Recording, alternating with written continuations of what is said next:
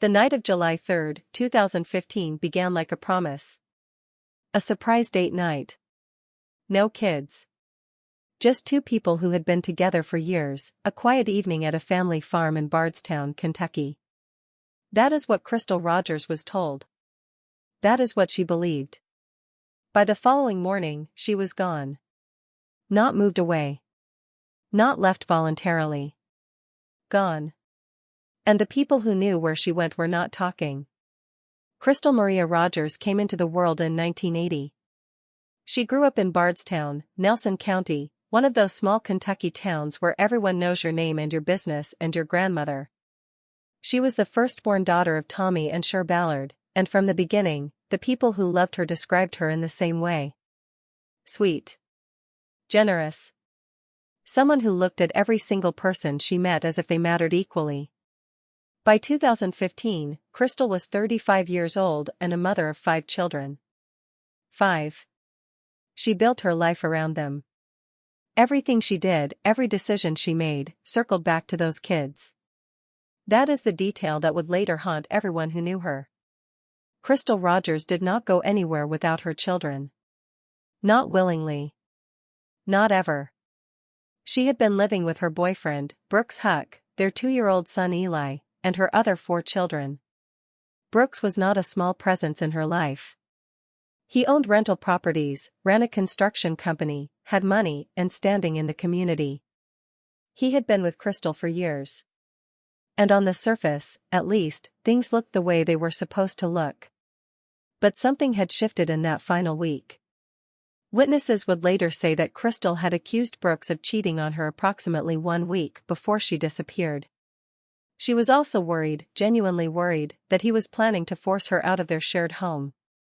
Whether those two fears were connected or separate, no one can say for certain. What is certain is that a woman who had 5 children and a roof over their heads had real, concrete reasons to feel that everything she had built was becoming unstable. That kind of pressure does something to a person. It narrows the world down to choices that feel impossible. Friday, July 3, 2015. Independence Day weekend. Brooks told Crystal they were going on a kid-free date night. A surprise. A romantic gesture. Multiple witnesses would later confirm that this is exactly what he told her. That afternoon, Crystal was captured on surveillance footage at Walmart. She dropped 2 of her older children off at her ex-husband's house. Around 7 in the evening, Brooks drove Crystal and their toddler, Eli, to the Houck family farm on Pascal Ballad Lane. They stayed there until midnight. Surveillance cameras recorded Brooks's vehicle leaving the farm and heading back toward their home on Glenview Drive. What happened after that is where the stories diverge. Brooks said that when they got home, Crystal stayed up late playing games on her phone while he went to bed with their son. When he woke up the next morning, she was gone. He had no explanation. He offered no particular alarm. Just gone. The problem with that version of events is this. Crystal's mobile phone battery died at 9:23 in the evening, while she and Brooks were still at the farm. Still on that property. Hours before they were supposed to have driven home. A phone cannot be played with at midnight if it died 3 hours earlier. Either the timeline was wrong, or the story was wrong. And those two possibilities are not the same thing. Saturday came and went. Crystal's family spent the entire 4th of July trying to reach her. The calls went unanswered. Her mother, Cher, was not the kind of woman who panicked easily. But she knew her daughter. She knew that Crystal did not disappear without telling someone, without checking on her children, without being reachable. By Sunday the 5th of July, Cher had filed a missing persons report with the Nelson County Sheriff's Office. That same day, a passing motorist spotted something on the side of the Bluegrass Parkway near mile marker 14. A maroon Chevrolet Impala, sitting on the shoulder with a flat tire. The motorist called Tommy Ballard, Crystal's father. When Tommy arrived, he found the car unlocked. Inside were Crystal's keys. Her purse. Her mobile phone, uncharged and powered off. Everything she would need to function in the world, sitting in an abandoned car on the side of a highway. Think about what that means for a moment. A woman leaves a house in the middle of the night, drives somewhere along a stretch of parkway, leaves her car with a flat tire, takes nothing with her, and disappears. No withdrawals. No sightings. No trail. The phone she supposedly used until midnight was dead and sitting in that car. The community responded with everything it had. Hundreds of volunteers came out on foot, combing through fields, ditches, and riverbanks. Electronic billboards across Bardstown replaced advertisements with Crystal's face. Her favorite color was pink, and people started wearing pink ribbons everywhere. The reward for information eventually climbed to $100,000. Bardstown wanted her found. Bardstown believed she could be found. The town just did not know yet how complicated the search was about to become. On July 8, 5 days after Crystal vanished, Brooks Houck walked into the Nelson County Sheriff's Office for questioning. Detective John Snow took the lead. Brooks sat down in the interview room and spent roughly an hour and a half writing out a full statement, detailing everything he claimed had happened on the night of July 3. He wrote about the farm visit. He mentioned people he said he had met with for work that day. Normal activities. A normal account from a man with nothing to hide. Except that several of the people he named in that statement would later testify that they had not seen him that day at all. And there was something else. While Brooks was writing out his statement, Detective Snow, watching from another room, noticed that Brooks kept adjusting something in his pocket. When the interview was reviewed afterward, it became clear. Brooks had been secretly recording the entire conversation with police. 2 days before that interview, he had walked into a radio shack in Bardstown owned by a woman named Marcella Ray. He told her he wanted the best audio recorder she had. Ray found the interaction strange enough that she printed out a photograph of Brooks holding the recorder, standing there with his son Eli beside him. She testified that every time Eli lifted his head, Brooks told the child to put it down. She remembered it. It stayed with her. 5 years later, in 2020, she contacted the FBI about it. The interview itself was interrupted. Brooks's older brother, Nick Houck, a Bardstown police officer at the time, called mid-interview and told Brooks to leave. Brooks walked out. Nick was then called in for questioning. Within days, investigators began to suspect that Nick might also be involved. A search warrant was executed at the Houck family farm, the last place Crystal was confirmed to have been. Officers searched the entire 30-acre property. They would not say what they found or did not find. It would be the first of many searches on land connected to the Houck family. The behavior around Brooks's home was drawing attention on its own. Mary Mattingly lived across the street from Brooks and Crystal's house on Glenview Drive. In the week after Crystal disappeared, she noticed something. Brooks's mother, Rosemary, and his brother Nick were at the house nearly every single day. Rosemary had never been there before, as far as Mattingly knew. One day, she watched as Rosemary and Nick repositioned their cars so that the trunks faced the house's basement. Nick carried 4 white bags from those trunks into the house. On another day, Mattingly watched Rosemary dump Crystal's purple flowers out of their pots and throw them away. People grieve differently. People react to stress differently. Those are true statements. But there is a particular kind of behavior that falls outside the normal range of grief, and it tends to look less like mourning and more like management. In October 2015, Nick Houck was fired from the Bardstown Police Department. He had been placed on leave after interfering with the investigation. The termination followed his failure of a polygraph examination about his knowledge of the events surrounding Crystal's disappearance. December 2015 brought another name into the picture. Danny Singleton had worked for Brooks Houck in construction for nearly 15 years. He was arrested and charged with perjury for lying to a grand jury about where he had been during the time Crystal went missing. The charges were eventually downgraded, and he served a year in prison before being released early. But what Singleton would say years later was far more significant than any lie he told in 2015. For 16 months after Crystal disappeared, her father Tommy Ballard made finding her the entire purpose of his life. He founded Team Crystal, a group of Bardstown community members committed to bringing her home. He kept meticulous records. He conducted his own parallel investigation. He was vocal, publicly and privately, about his belief that Brooks Houck was connected to his daughter's disappearance. He was not quiet about it. He was not careful. He was a father who had lost his child and was going to say exactly what he believed no matter who was listening. On the morning of November 19, 2016, Tommy was preparing for a hunting trip on family property adjacent to the Bluegrass Parkway. His 12-year-old grandson, Crystal's eldest son, was with him.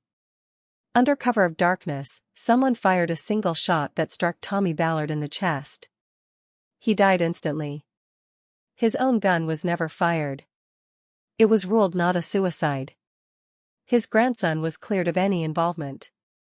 Tommy Ballard's murder remains unsolved. Sure, Ballard had already lost her daughter. Now she had lost her husband. And she kept going anyway. At Tommy's funeral and in the months that followed, she made a vow. She was not stopping.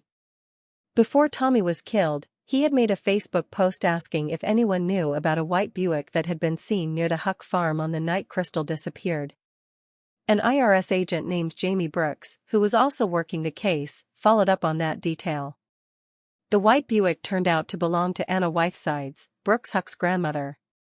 Records showed that Nick Houck and Anna Whitesides sold that car just 4 days after Tommy made that Facebook post. A hair recovered from inside the white Buick was later matched to Crystal Rogers. In 2019, the FBI took formal control of the investigation.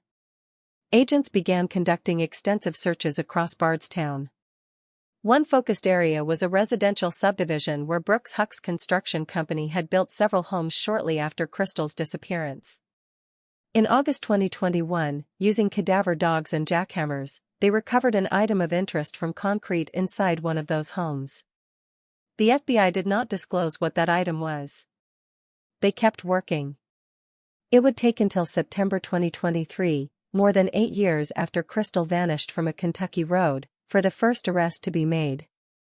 Joseph Lawson, 32 years old, was indicted on charges of conspiracy to commit murder and complicity in tampering with physical evidence. 3 weeks later, Brooks Houck was arrested. His bond was set at $10 million.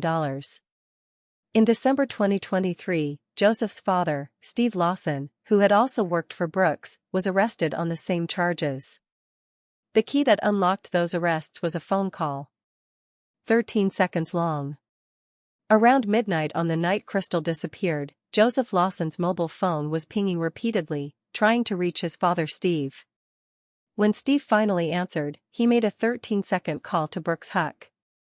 Cell tower analysis placed Steve's phone near the Bluegrass Parkway at that exact time, in the same area where Crystal's car would be found abandoned the following day. When investigators first questioned Steve Lawson in 2015, he denied being anywhere near the parkway that night. He later admitted that he was. His explanation was that his son Joseph had called asking to be picked up. When Steve arrived, he found Crystal's car sitting there with a flat tire. Joseph was there too. Steve said he got into the car and moved the driver's seat forward because his son was taller than Crystal. He did this, he said, to cover the fact that Joseph had been driving the car. The prosecution's argument was straightforward. Joseph Lawson had been driving Crystal's vehicle, attempting to move it away from the farm, when the tire went flat and the plan collapsed. Joseph panicked and called his father. Steve came, adjusted the seat to make the scene look like Crystal had driven there herself, and left the car exactly as Crystal's family would later find it. Her keys. Her purse. Her dead phone. All of it arranged to tell a particular story. The trials finally took place in 2025. One of the most significant moments came when Danny Singleton took the witness stand. The same man arrested for perjury 10 years earlier sat before the court and testified about a conversation he claimed had happened weeks before Crystal disappeared. He said that Rosemary Houck, Brooks's mother, approached him at a construction site and asked if he knew anyone who could help get rid of Crystal. His response, he said, was that with enough money, you could get anything done in that town. The defense attacked Singleton's credibility. They pointed to his history of alcohol and drug use at the time. That is a legitimate thing to consider. Credibility matters. Motive matters. But when the prosecutor asked Singleton to reaffirm his testimony with his whole heart, he did not hesitate. Other evidence filled in the margins. Audio recordings were played in court featuring Brooks and Rosemary Houck discussing Nick's police cruiser, which investigators had seized. In one of those recordings, Rosemary asked, plainly and with evident worry, "What about the blanket?" No one explained in open court what that meant. But the question hung in the air. It also emerged that multiple members of the Houck family, including Nick and Rosemary, had secretly recorded their own grand jury testimony. Some of those recordings were found hidden inside their homes. The prosecution argued that the recordings existed so the family could ensure that everyone's version of events remained consistent. To make sure no one stepped out of line. Nick Houck's phone was turned off for nearly 36 consecutive hours on the night Crystal disappeared and through the following day. Not lost. Not broken. Off. Brooks Houck's defense at trial was blunt. No body. No weapon. No crime scene. His attorney called the prosecution's case garbage and argued that without physical remains, the entire theory of the crime was built on speculation. That argument is not without logic. Defense attorneys are supposed to make that argument. It exists as a safeguard in every criminal system that takes itself seriously. But here is the other side of that logic. The absence of a body can sometimes reflect not innocence but capability. The deliberate removal of evidence is itself a form of evidence. When a construction company pours concrete and a cadaver dog signals inside that concrete, when a car is staged to mislead investigators, when family members turn off phones and sell vehicles and record grand jury proceedings, the absence of remains tells its own kind of story. On July 8, 2025, exactly 10 years to the day after Brooks Houck first sat in that police interview room with a hidden recorder in his pocket, a jury returned their verdict. Guilty on all counts. Deliberations had lasted just over 4 hours. 2 months later, in September 2025, Cher Ballard stood before the court and addressed the man who had been convicted of killing her daughter. She spoke about 10 years of pain. She talked about never once seeing him cry. She asked him directly whether he had thought about how Crystal felt in those final moments, knowing she had 5 children waiting for her to come home. She asked whether Crystal begged for her life. She asked the question that had followed Cher every single day since July 2015. Where is my daughter? Brooks Houck maintained eye contact. He showed nothing. Judge Charles Sims sentenced Brooks Houck to life in prison. Joseph Lawson received 25 years. Steve Lawson had already been convicted in May 2025 and sentenced to 17 years. Both Brooks and Joseph filed appeals. Rosemary Houck has not been charged. Nick Houck has not been charged. The rifle believed to have been used to kill Tommy Ballard was purchased by someone who gave the name Nick Ballard. The caliber matched 4 of 5 criteria for the weapon used in Tommy's murder. Nick Houck sold that rifle. To this day, he has not been charged with any crime in connection with Tommy Ballard's death. Tommy's murder remains officially unsolved. Crystal's body has never been found. There is a particular kind of grief that does not get a grave to stand at. Cher Ballard knows that grief. She has lived inside it for a decade, searching fields and rivers and courtroom records, holding on to the version of her daughter that she knew before July 2015. A woman who was sweet and generous and incapable of walking away from her children. A woman who looked at every person around her like they mattered. Crystal Rogers was a mother first. That was not a role she had chosen reluctantly or carried with exhaustion. It was the center of who she was. 5 children. 5 human beings who woke up one morning in July 2015 and never saw their mother again. The eldest of those children was 12 years old when he stood in a field beside his grandfather just before a single shot ended Tommy Ballard's life. What that child carries is not something that resolves with a verdict. There are families in Bardstown who have been waiting years for full accountability. There are questions that a life sentence does not answer. There is a location that no one has confirmed in a courtroom, a place where Crystal's remains may or may not still exist, known perhaps only to the people who have not yet spoken. The verdicts of 2025 answered one question.